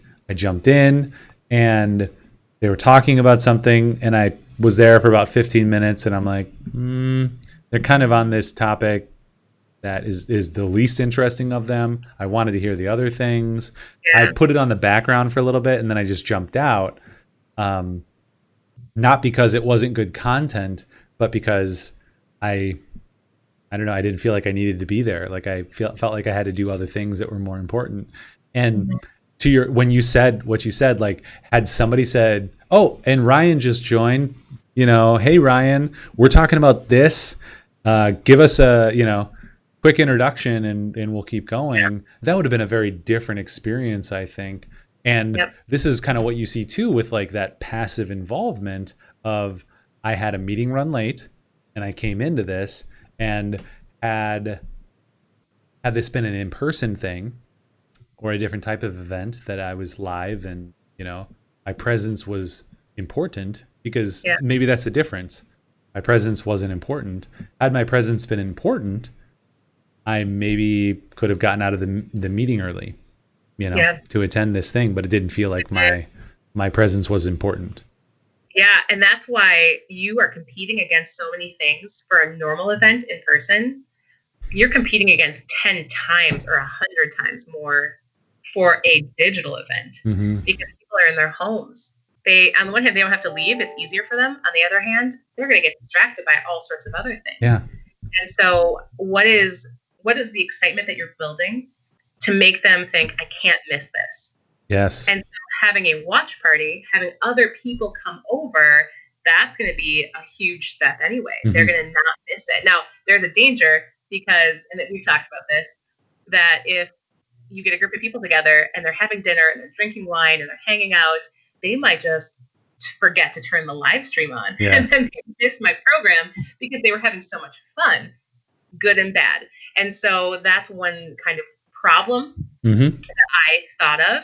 And then I thought, what could the solution be for that? And so I think a lot of this virtual event discussion is what are the challenges and then how can you address those challenges? What are the opportunities? How can you maximize those opportunities? For me, having the watch party tune in to a pre-show. So it's not the program. You don't have to pay attention to it. but it's going to be exciting. There's going to be a little something. There's a reason why you want to turn it on. Right. And that way, they already have it on. Mm-hmm. It's going to be on their, ideally, the biggest screen in their house, their TV, Mm-hmm. and they're going to be hearing some Christmas music. So we'll have some ambiance for them. We'll set the stage of what this event is. We will have some photos of students. So you're going to see the mission in a way before anything even gets started. And then you had mentioned this before. So another way to interact with people, and I think it goes back to Peggy's comment too about interacting with and networking with people, is that we want people to take selfies or take photos of their watch parties. Mm-hmm. And hopefully people come up with themes and they have fun with it. And even if they don't, great, take a photo, send it to us. Mm-hmm. And then we will put those watch party photos on this stream. So you're going to see during the pre-show, your friend so-and-so, and oh, I know that person, they're involved in this. That's really great. And maybe there's going to be a little text message thing happening back and forth. Like, hey, there's an awesome photo. Have fun. Like, we wish we could be there in person with you. We should catch up sometime. There's an opportunity for a touch there as well. And so we get to show everyone who is involved in this. It's not just you and your house.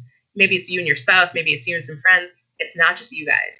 There's a much bigger community that's doing this at the same time. You're participating in something bigger than yourself, and we're going to show you that. So, and then, like you said before, there will be a prize. We'll come up with some kind of prize for, I don't know, the host's favorite photo. Yeah, well, and gets the idea that it is important that you are here.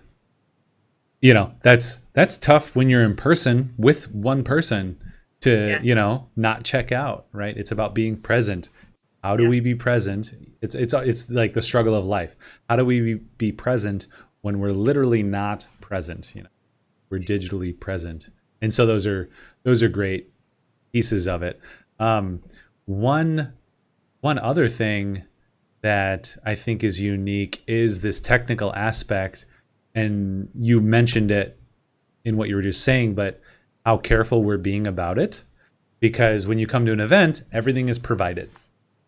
When you're doing something at home, we're providing a little bit of, we're providing the box, the wine, and some food, and some entertainment, and then we're providing a stream, but the rest is kind of up to the watch party person. And part of that, like you're mentioning, is the technology. How do we watch it? And a very good point that was raised is like, people have different levels of skill. People have different levels of technology at their home. I'm probably, I don't know, middle of the road, maybe exception of like, maybe more than middle of the road. Well, so, a couple people at the office were talking about their Rokus, and I was like, oh, that's the one device I don't have. But, I've got a smart TV, I've got a Xbox, I've got a Amazon Fire Stick, so I can make many of these work. We're going to be using YouTube, I believe, for the event, and just about every device can use that. And the reason we're doing that is to make it as easy as possible, because it's like you take your computer and plug it into a TV, you take a tablet, plug it in, you use your smart TV, you use your Xbox, you use your Fire Stick, you use your Apple, your Android TV. You use any device that has Wi-Fi on it on your TV, and you can tune into the event easily. But we're also going to, facilitate host parties. So we're going to have a pre-production host video, like here's how to host. And if somebody's hosting and they have issues, there's going to be a resource for them to get that resolved. And hopefully we have that all resolved. So like you said, by the time the event starts, they've been streaming for an hour and a half with some hopefully music that we can use that's not copyrighted. Games, posting pictures, posting quotes, making people feel like it's important that they're there. But the host is assured that the technology is working and the food's there, the people's there, their job is done, they can enjoy, because we want them to be engaged in that way. Yeah. And a lot of that came down to my audience. Who are the people that are coming to this event? And then catering to them. And so the kinds of things that I'm doing might not be necessary, or surely aren't necessary for other organizations. But we have a whole range of age groups, demographics. And so it's a challenge. How do we make this accessible to people so that it's not something that they're going to see and think, oh, I can't do that. I don't have that capability. And then they just go, oh, well, and they, I would feel bad. They would feel bad. It would not be a good situation. And so part of this concept is when you're thinking about your event, what I said, challenges and opportunities. What are both of those? Play test them. If we want to talk about board games, we're play testing an event. And so I called up a benefactor of Ambrose, and she's relatively new to the organization. And she's basically, I didn't know exactly, but she's my mother's age. So I'm thinking, okay, my parents' demographic. Yep. And I was giving her all the details of the event, and I said, what do you think? Feedback. Good, bad, what do you like? What don't you like? What works? And her comments were, it's really out of the box, like really creative. I think it's really fun. It sounds interesting. Now, again, this is someone that's not super invested yet. She hasn't been a benefactor for years and years and years.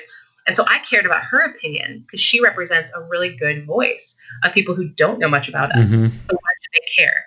And so she said, but I don't know. I mean, I'm not really used to that kind of thing. I think my daughter, this sounds like something she would really like, but I don't really know how we would set that up. I said, okay, that's good to know.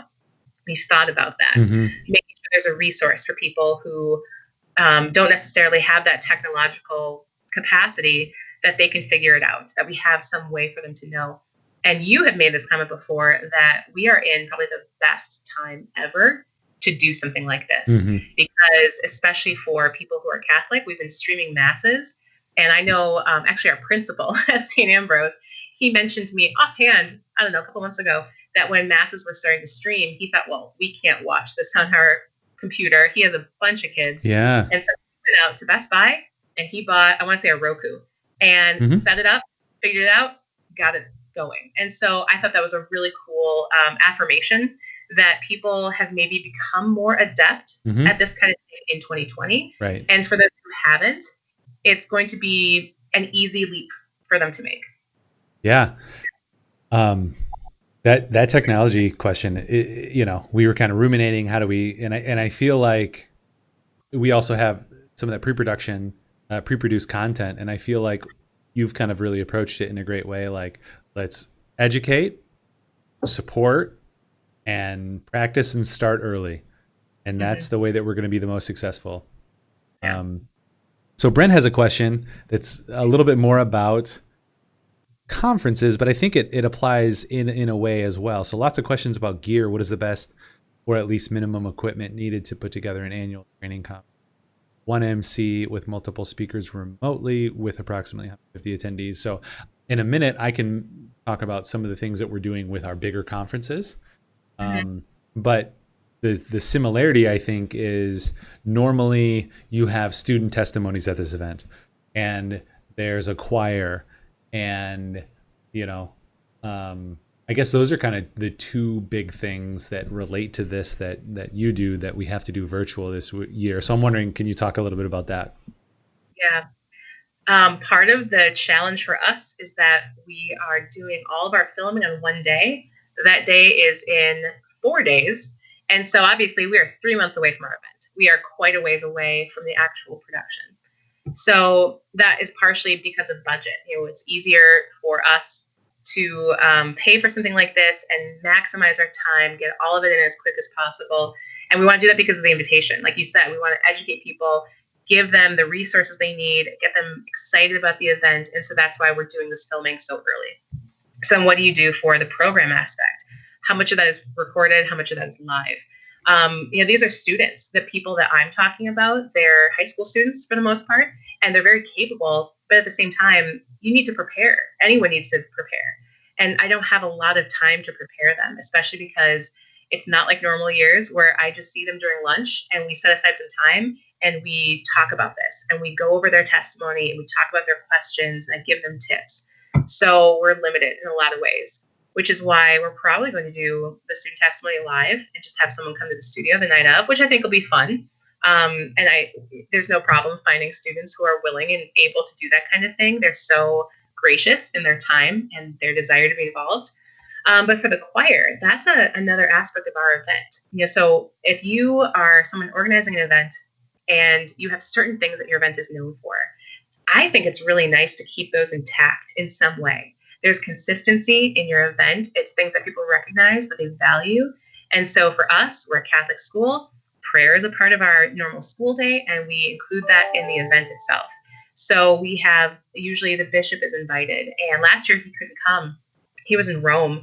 And so he had to be there. He did a pre-recorded video for us. And we're hoping that he'll either be able to come and do something here in the studio, or he can do something in his office. Either way, it's great to have that involvement there. That's a special thing for guests. Also, at the end of the night, we typically end with a few verses of O Come, O Come, Emmanuel. It's a very wonderful Advent song. It's a perfect season. We're right there in the start of Advent. And so the students go up, they lead the whole group in singing this song and just ending that night in prayer. That's important to our demographic. And I thought, well, it would be a shame to lose that. So what can we do? Right now, people aren't supposed to sing. You're not supposed to be in a room with other people within a certain proximity and without a mask. And so how do you do that? So what we're doing is we are having about a dozen students come into the studio next week. They're going to record them singing just one-on-one. And we're going to, well, Ryan and his team are going to put those all together. And we'll put it together in a special way. If you want to see how, you have to come to the event. Come on December 12th. And so that's one aspect, how we can keep the tradition alive. That will be very meaningful to our benefactors, our guests who know that, and even the people who are new. Just to end that way will be a wonderful touch. Yeah, so kind of talking about pre-recording. If you're just tuning in, we're talking with Carolyn Averill. I should know how to say your name. We've been friends long enough. We're talking with Carolyn Averill, Advancement Director at St. Ambrose Academy, about taking their normal benefit dinner gala, 600 plus people, big event, big venue, big fundraiser, virtual, and how to effectively do that. We've had a lot of great questions, so thank you for asking those questions. To the conference side, I can speak a little bit about that as well. So what is the minimal equipment that you need? Again, this kind of gets to that idea of how something feels or what people are going to experience, you know. And when you're fundraising, you know, you're asking for millions of dollars in some cases. You want people to experience that brand in a way that feels consistent. And it doesn't have to be, you know, I'm not talking like the Ritz or diamonds or anything like that, but it has to feel well done. And there's lots of ways that things can feel well done. So minimum equipment needed, you know, certainly for conferences, Zoom is almost part and parcel. You're going to need that just to easily get people together and do breakout rooms. That's one of the popular technologies that does that. I think Microsoft Teams also has capabilities like that. Google, like I think everybody has capabilities like that. Zoom is the one that we all know right now. It's kind of in the news. It does a lot of things well, and you know it's been working. So, you know that's kind of the one of the minimal things you need. But put together an annual training conference for approximately 150 people with an MC. There's a lot, you know. How much does a house cost, or like how do you build a house, or what do you put into a house is kind of a similar question that we like to use as a similar. Oh, sorry, you're listening. As like a what's that? There might be questions. I don't know. Oh, that's great. As like a similar type of question, but again, going back to that engagement and that feel of the event and the brand, the quality of the brand. You know, you can pre-produce some content. You're going to need to live produce a lot of content, and you can live produce stuff in studio. You can live produce stuff at your own space. We're actually developing. So with this big conference and the organization we do this conference with, we're developing kits that we can send out, and then we either hire somebody on site, provide support remotely. So one of our staff would call in and say, "All right, we're setting up. You have the map. Let's get that going. I'm here. Let me know when you have questions," and are there to help them set it up. A director jumps on, make sure that, everything we're getting on the stream. Yeah, super awkward. I love those awkward moments. Make that into a highlight. It's live. All of those, I know we can't cut it out. All of those, make sure the camera's set correctly, make sure the lighting's set correctly, audio set correctly. A director will be there virtually watching it. And Hollywood's been doing this for a few months now, where the director is just completely remote. But we can send these kits out, and you can produce higher quality stuff. Like this doesn't look bad. I have my room set up in a little way that I've had for about a month. I'm probably going to do some more things. I'm going to add some art. I'm going to change the lighting. I'm going to get it a little bit better. John's room the same way. You're streaming, so again, the pixels are accepted. It's accepted that it's going to have some of that look, but you have to kind of consider what things do we need to make high quality, and what things can we accept just kind of the normal Zoom quality. And I think as long as you kind of root yourself in quality and that experience and that feeling that you have at your physical event, you're going to do fine. And even if somebody calls in and they're all pixelated and they stop, it's okay, because you have a moderator who's on a better connection, like myself, and can just jump in and be like, okay, so we're having some technical difficulties, but what we're talking about is, and it's more about the production than it necessarily is about specific equipment. So as long as you're thinking about those very kind of fundamental things and putting time and money, the bottom line, into those elements, we're going to accept a pixelated video that doesn't work, or a live thing that goes bork. That happened to the NAB experience.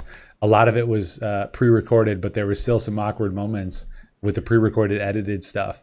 And it was okay, because it was pre-recorded and edited. Because even when I'm talking to somebody, things like that are going to happen. We're just more, cognizant of it when it's online, because we're so used to high quality entertainment. Yeah. So be okay with the tools that you have and that quality, but make sure that you kind of root it in very high quality. And like you said, that things happen, and things even happen at live events. Mm-hmm. So I think the key thing is to think about what could go wrong. I always make a comment about how I try to imagine how something could break, and I break it in my mind, so then I know how I would fix it. And you can't always account for every single thing, but that's where you get maybe your team, whoever is working with you, or volunteers, to help you think of what could go wrong. Okay, who would address that? How could we work on that? Because even last year at the event, you weren't there. You had to be somewhere else, but they had a tech person that I had hired from the venue, and we did a run through. Everything was great. It was for the bishop's video, so he could be there. He was doing a welcome, a blessing for everyone, and he starts playing it, and there's no sound. And we had tested it. It was fine. And so I was standing next to him. I was like, "What's going on? What is it?" And this guy was pretty new to the job and to the organization, which is not necessarily a bad thing, but he didn't know what to do. So then he had to call someone else, and then that person had to come down, and it's a big event space, so it just takes time. And the whole time I was just like, okay, put something else up, switch it quick. They won't know, just go. And when I asked them later, no one knew. They had no idea that I was trying to start this video and it wasn't working. Meanwhile, I'm thinking, this is horrible. This is not working. My event is not getting off to a great start, So there's sometimes things like that happen. And sometimes no one knows, and it doesn't matter that much. And sometimes people do know. But as long as you handle it well, people are forgiving. Absolutely. Yep. Walk. Yeah. Okay. So many thoughts in my head.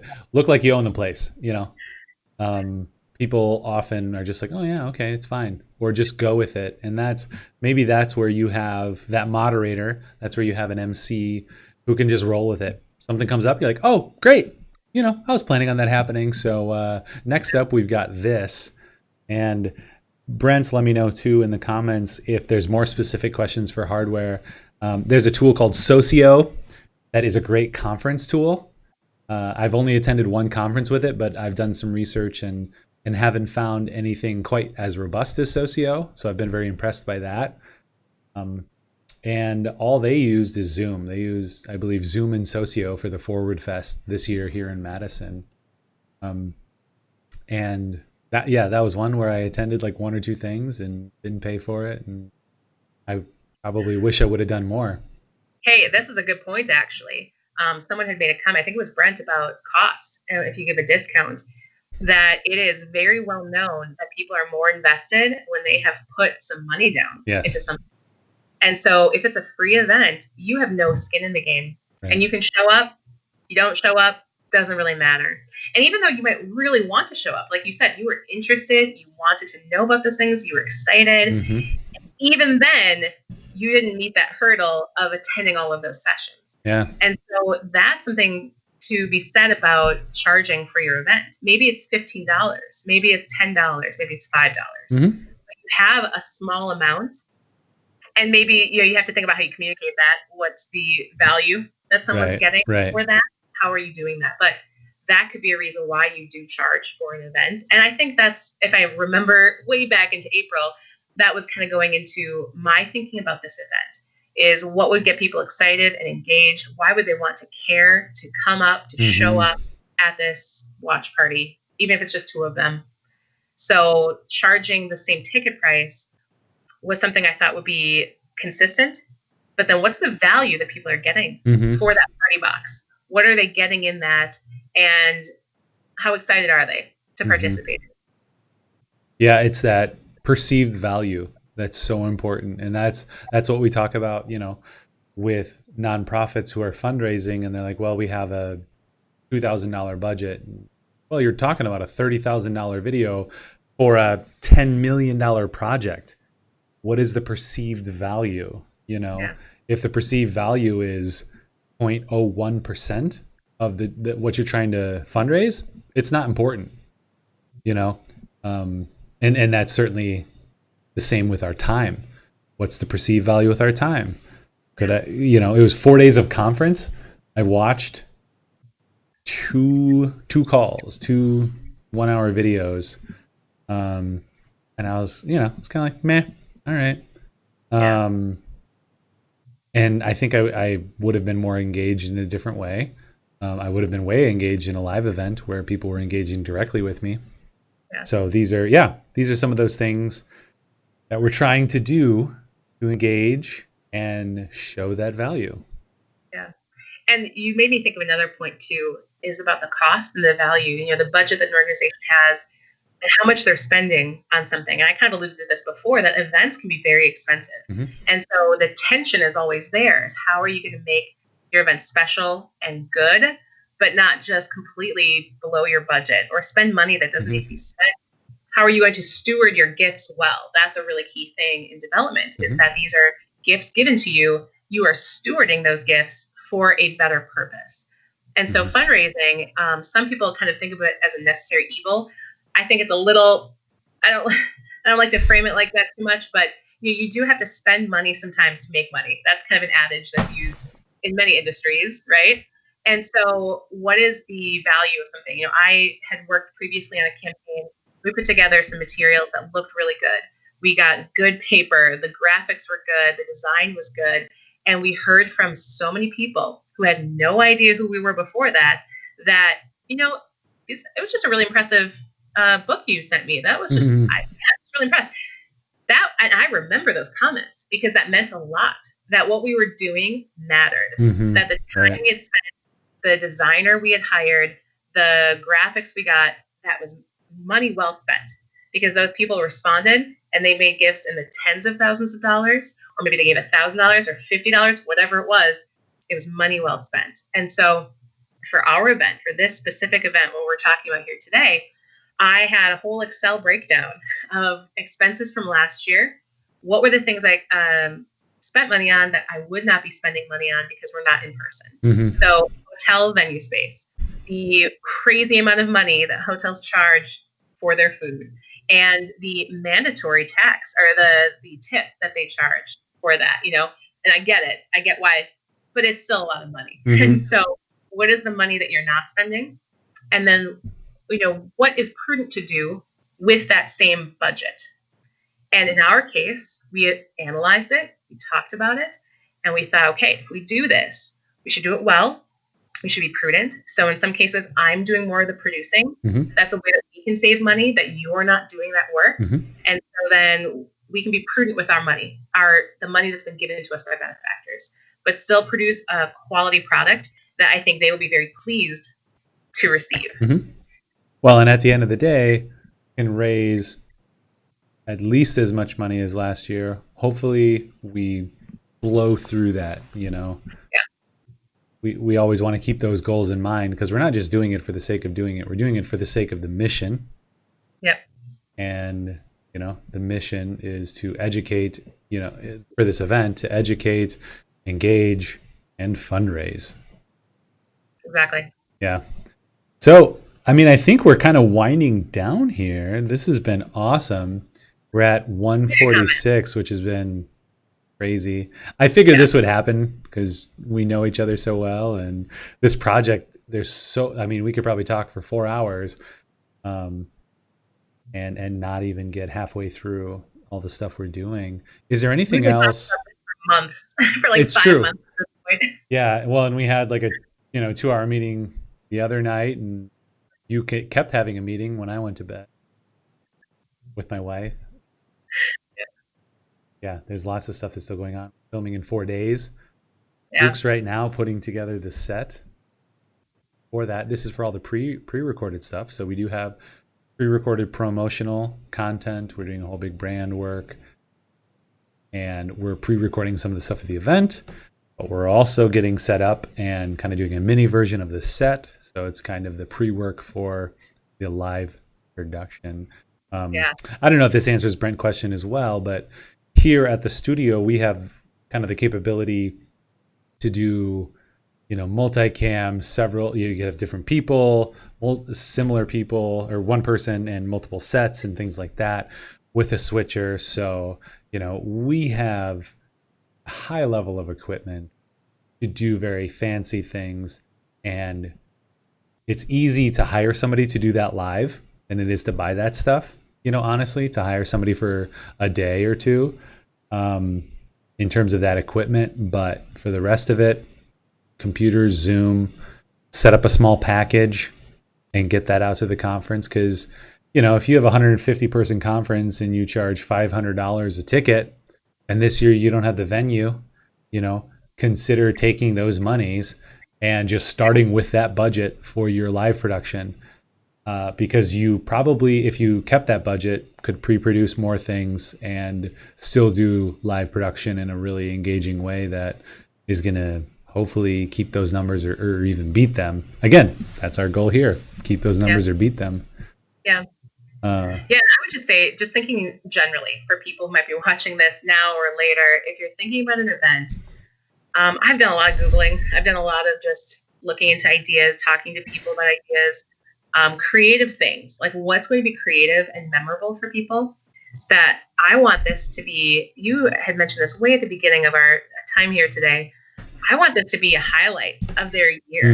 I want this to be something, no matter a pandemic or not, I would want this to be a highlight of someone's year, that it's really special and they felt those warm fuzzies, they were with people they like, or even if it was a new thing, they felt welcomed into a new environment. They learned something, they were excited by something, moved by something. And so how can I express that creatively? What's the budget? What can I do for free? What can I get maybe sponsored? There are some elements in the box. One for sure is being sponsored. The wine is being donated by some wonderful benefactors of ours. What are some other elements that can be sponsored? A way to get new organizations, new businesses, new people into contact with my school and my mission, and make it better for the school. It's less expensive for us, so the costs go down for me while still being creative and engaging and memorable. And so I think that's my final word of advice is, how can you be creative? Who do you have around you? What's their capacity? What's going to be memorable and fitting for your box, or for your party? What's going to be fitting for your organization? It's not too way out there, but it's going to work. And make those investments where it makes sense. And you can't do everything, but do what you can. Yeah, that's awesome. And I just prompted to see if there's any other final questions before we get off the horn. But now it's time to play a little game I like to call Two Truths Gonna lie. Did you prep? I had a thought that you might do this because I've watched so many of these before. I'm usually the one in the comments. I know, you're the best. We're just like talking to ourselves. Yes. So I thought about it yesterday, and I thought, I wonder if he's going to make me do that. Mm-hmm. So I kind of have something. Okay. If you want, I could go first. You go first. And you could think a little. We'll save the best for last. All right. So, when I was a kid, my sister broke my arm. And that was great. The day before that, she broke my leg. So it was truth number 1, my sister broke my arm. Truth number 2, my sister broke my leg the day before. The arm was because I got shut in the door on the second day that I had my crutches for my leg. So this all sounds very convoluted, and I told it out of order. Truth number 1, broke my arm. The day after, my sister broke my leg. Mm-hmm. Right. So truth number 1, truth number 2. Is this your first time? This is my first time playing this game. I don't know what I'm doing. Yeah. I wrote this one down this time too. And truth number 3. When I was a kid, I had surgery up here because I had that skin in between there. I had to get that cut out because I had too much ligaments. I don't know what it is. Some biology major, please correct us in the comments. Yeah, no, it's very. I don't know why I went all everything's broken about my body. Yeah, that's a dark theme. It's very dark. Yeah, that's my truth. Broke my arm the day after my sister broke my leg, and I had that cut out of my face. I think the lie is that your sister did not break your leg. Ooh, I had to think really hard about these because you've probably heard every story. Same. I thought about that too. Yeah. Okay. So I did get that little gristle cut out of my teeth. A little too much information. My 1-year-old had the same thing, but she hit her face on a table and it just tore. And it's fine. And when we talked to nurses and doctors, I think it was nurses, they were just like, yep, that's something that happens too. You either get it removed if you need to, or it just breaks. You hit your face on something and it tears. So. She's a go-getter. She just gets stuff done. Boy. I mean, she's got 5 older siblings, so she's got to try to compete and match energy with them. So, yep, that happened. I've never broken my arm. Bummer. So that's a lie. I mean, you didn't break your arm, but I got it wrong. Yeah, no. More bummer that you got it wrong. So my sister broke my leg, and then the next day she broke my finger. Which, if you watch that one episode, you would know.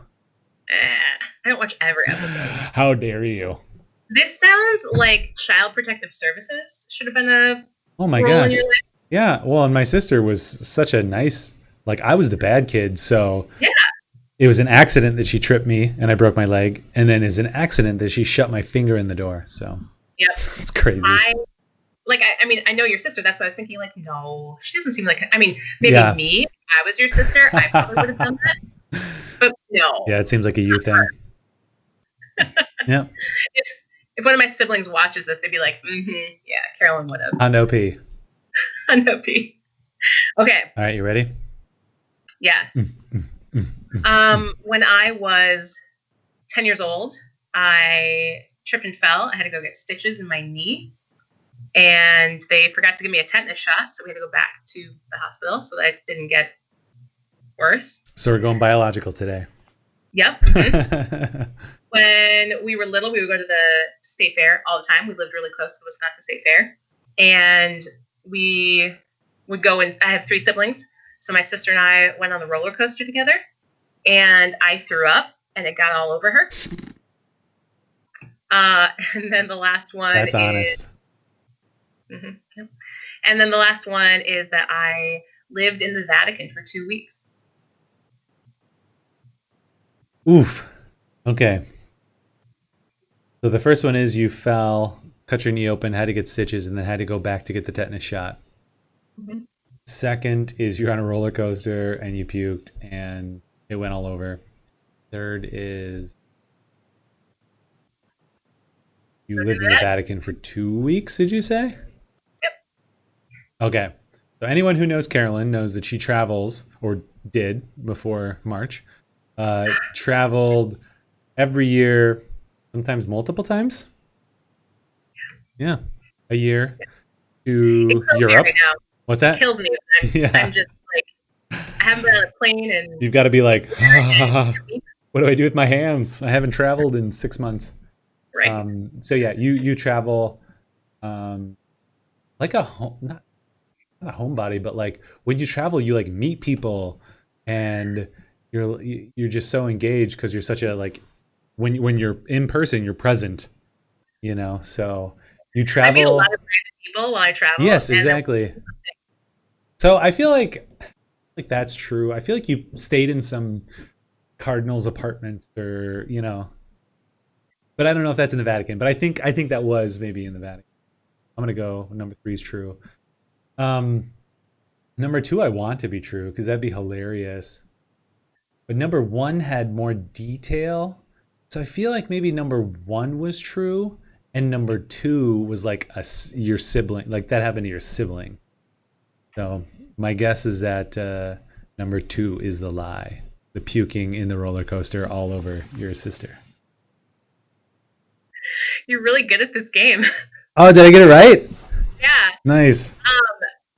That is a complete fabrication. Like that, I Oh, went on a roller coaster at the Wisconsin State Fair or ever, because when we would go through the game section, the ride section, my dad was always trying to just like keep your head down, like we're gonna get through this. Like yeah. he didn't want us to be distracted by everything and peeling away. And so he would convince us that I really hope he's watching. He would convince us that like you couldn't trust the carnival rides because they were probably rickety and you would die if you went on them.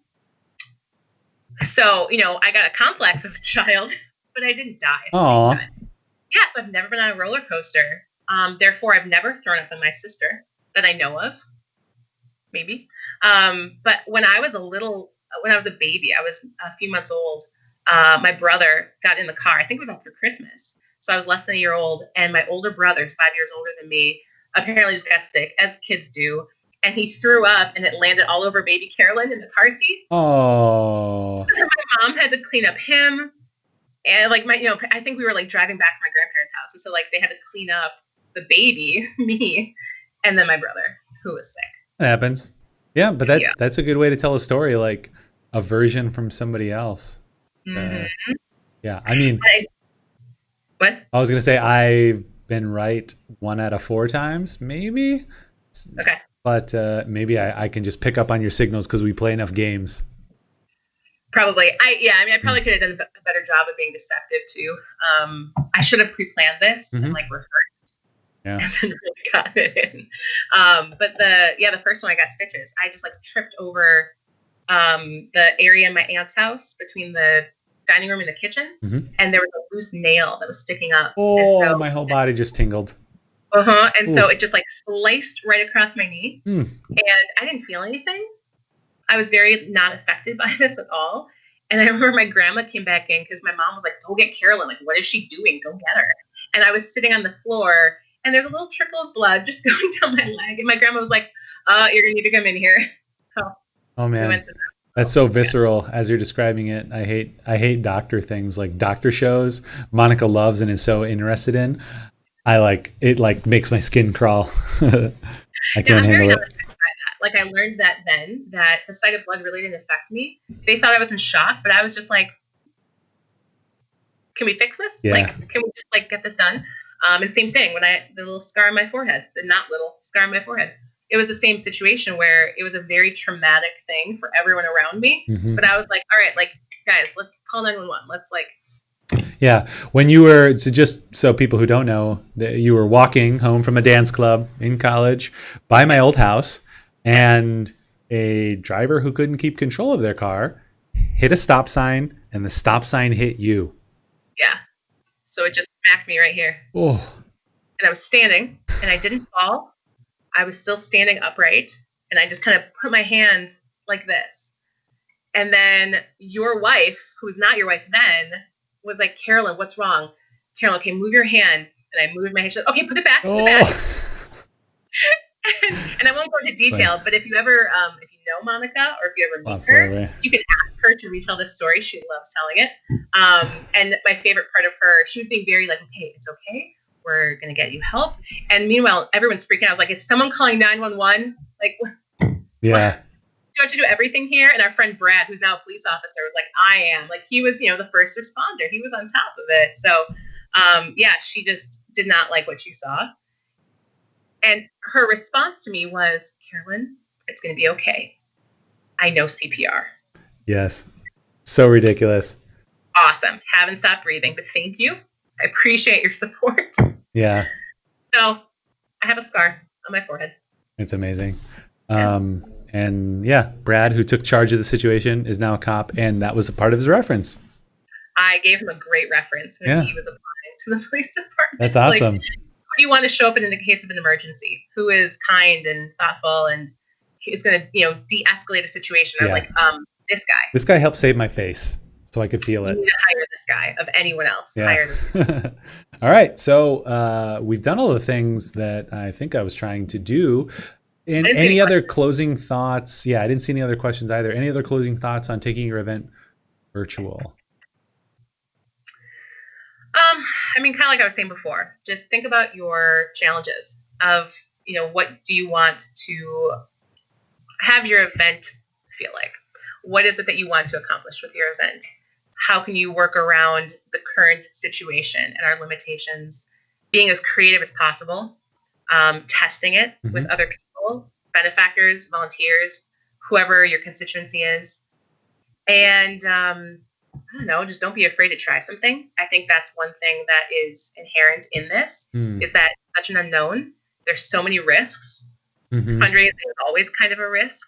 What's the return going to be and the effect on your mission? You want to do well for your mission. You don't want to, like I said before, you're stewarding other people's dollars, their gifts. You don't want to, misuse those accidentally. And so just think about those things and then be authentic. Just be who your organization is and play to your strengths.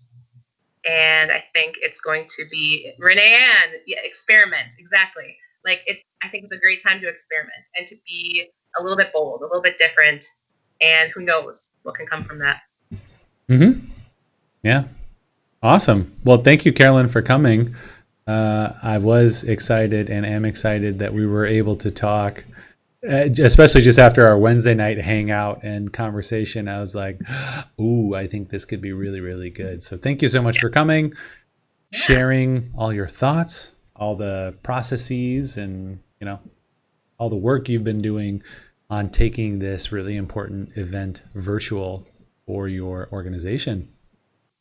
Thank you. It's been great having. I'm glad people were able to watch and get something out of this. And it's just great sharing more about how we can all. You said before, and I'm a firm believer in this, that when the water rises, all fish rise. Yes. And so I've gained a lot of experience and understanding ideas from other people, and maybe this conversation can spark other people's ideas, and we can just help each other build off of this. Yeah, let's all do better. That's awesome. Is there anything that you can plug? We probably don't have a URL or anything to register or come to the event because it's going to be amazing yet. Yeah, I mean, there's one thing. The faculty lecture series is a new thing we're doing this year. The Spotlight series, a window into the classroom. So, when people come into our classroom, when they do a tour, they're always so impressed by the students and the teachers. We have really, really outstanding faculty. And I am envious often of what I hear the teachers teaching the students. And so I think this will be a really cool way for people to get to know some of those personalities. Absolutely. So we have this, the first one's on the 29th, so in just a couple weeks. And that you can go to ambroseacademy.org/spotlight, and you'll see the schedule. You can sign up to receive those notifications when that's coming up. The first one is about how can we know historical truth with Boss, who is one of our history teachers, and he's really, really fun to listen to. He's a great teacher. He also sounds was amazing. Yeah, he was a sommelier. Like, I can't talk now. Sommelier at L'Etoile, and so he just has a lot of personality, and he's fun to just talk with and engage with. But there's a really great lineup of different things. So different topics for different people. So that would be great. It's free. It'll be streamed like this. We'll have an interactive element so people can ask questions to those faculty members if they want. And otherwise, come to our event. I mean, I know I'm planning it, but it's going to be really fun. Like, I'm planning this event like I would want to attend It it. should be the coolest virtual event anyone's attended yet. I hope so. Yeah. So I really encourage people to sign up for this. Bring a watch party. Get some people together.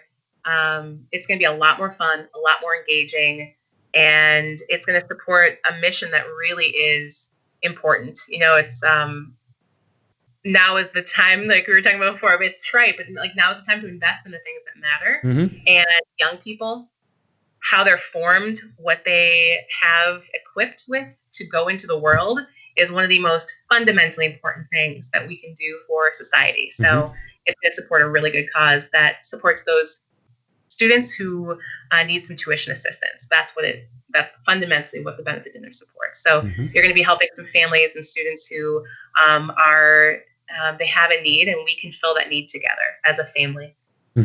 Awesome. Well, thanks for summing that up. And looks like Father Garrett says smiley face. So he's coming. He has to come. Yeah, you better come. Thank you, Father Garrett, Renee. Let's see, Brent, Emily, Peggy, Laura, Paul, Shannon, Shane. You were here for a little bit. You might still be here. Bonnie, everyone, thank you so much for coming and asking questions. That was awesome. We will be live every week. We'll be live next week. Still finalizing that content. It might be Ask Me Anything about live production. So hopefully a very direct question and answer for everything you want to know. Thank you, Carolyn, for coming and hanging out. This was awesome. And I really hope that just the work that you have been doing can be helpful to other people, because I know so many groups that are in this same situation. I know we're obviously invested in this project, and I'm so hopeful and, you know, being a part of this and just making it succeed. But yeah, thank you for sharing everything. And that's about it. Tune in next week. Same bat time, same bat place. We'll post what it is. That's it. I think that's all I got. You got anything else? No, just thank you for having me. It's always fun coming here. Yeah, awesome. Well, thanks again. And we'll see you all next time. Here we go. Got to pull this up. And bye. Bye.